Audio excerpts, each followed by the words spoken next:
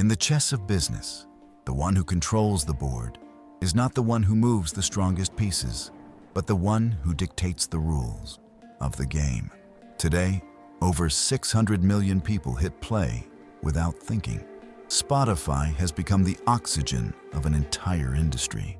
But to understand how this invisible empire colonized our ears, we must go back to the 2000s, when the music world was in flames, imploding under the weight of piracy and greed. Napster and Kazaa turned the internet into a lawless land where any song was just a click away. For free, the major record labels reacted like old, decaying empires, suing their own clients and trying to build walls against the digital ocean. They believed they could force consumers to buy an entire physical album for just one good song, completely ignoring the technological revolution happening right before their eyes. In the midst of this absolute chaos, in Stockholm, a young Swedish engineer realized what the dinosaurs of music couldn't see. The real problem with piracy wasn't the zero price. The true enemy was convenience. He looked at the board and saw the empty space. Piracy was fast, but unstable and full of viruses. iTunes was legal, but charged $1 per song. The world didn't want ownership of files. It wanted instant access. To win the game, a near-obsessive focus on speed was developed. He demanded that a song play in less than 200 milliseconds after a click, if there was any delay. The illusion that the music was stored inside the user's own computer would be destroyed. A psychological barrier had to be broken. The click needed to feel like magic, an immediate extension of human desire. Spotify was born right there. In 2008, the first version was launched in Sweden.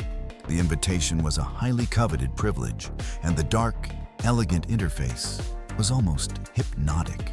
Piracy lost its meaning overnight in the Nordic country, but Sweden was just an isolated hill on the global board.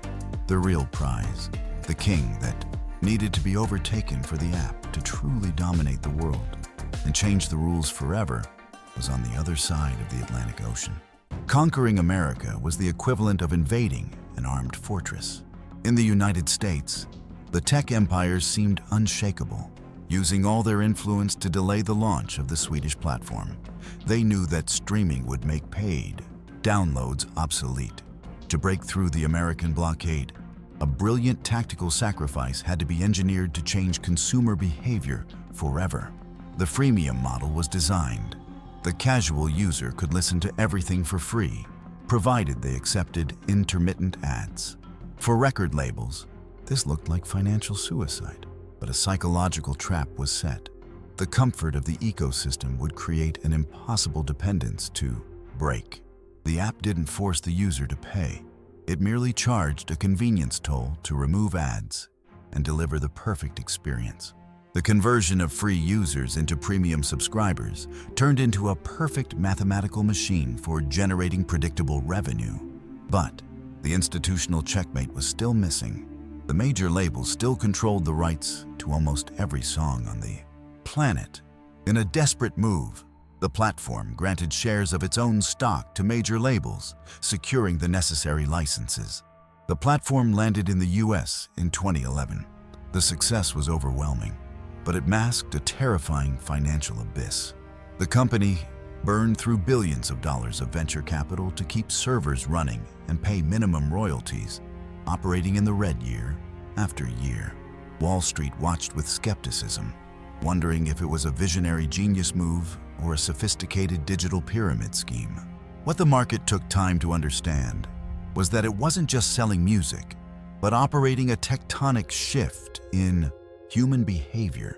The transition from physical possession to digital access was complete.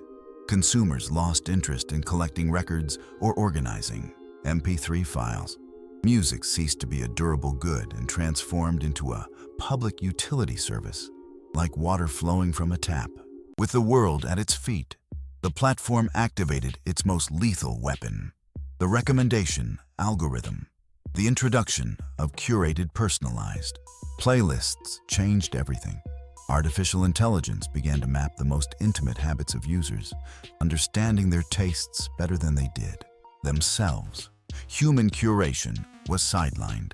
Lines of code began to decide which artists would succeed and which would disappear into limbo. Behind the facade of democratizing art, a cruel reality was established. The platform pays microscopic fractions of a cent per play.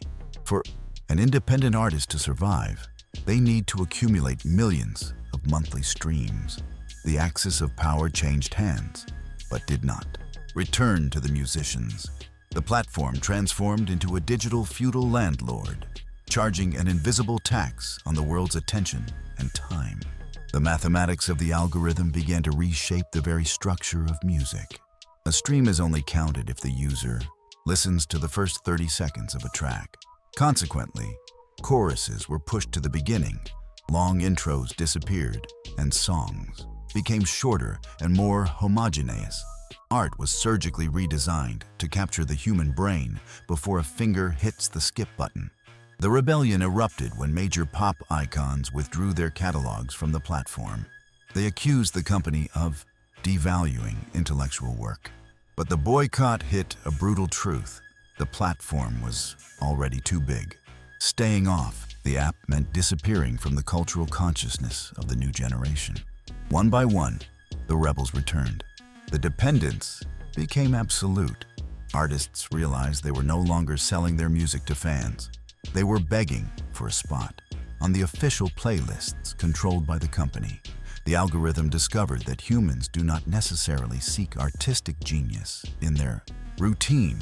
Most of the time, they just look for a comfortable and predictable sonic blanket to mask the silence of everyday life. Realizing that relying solely on record labels' limited profit margins, a colonization of time began.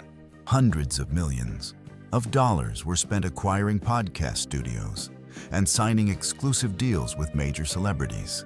The strategic goal was to transform the music app into an absolute empire of global audio, where royalty costs per play are drastically lower. Artificial intelligence is now advancing upon the final frontier, with tools that create synthetic voices, automated translations, and entirely AI-generated music infinitely. The platform prepares for a future where the cost of artistic creation trends towards zero. The e-Nisa platform will not just be the distributor of art, but the absolute owner of the tools shaping tomorrow's entertainment. Looking back, piracy wasn't defeated by destroying it, but by legalizing its core principle, the illusion of infinite free access. In doing so, it saved the financial state of the music industry, but claimed its soul, turning rock's rebellion and pop's poetry into cold metrics of engagement, retention, and real-time server statistics. We gladly traded our autonomy of choice for the supreme comfort of automated suggestions. We no longer need to search, discover, or risk making a mistake.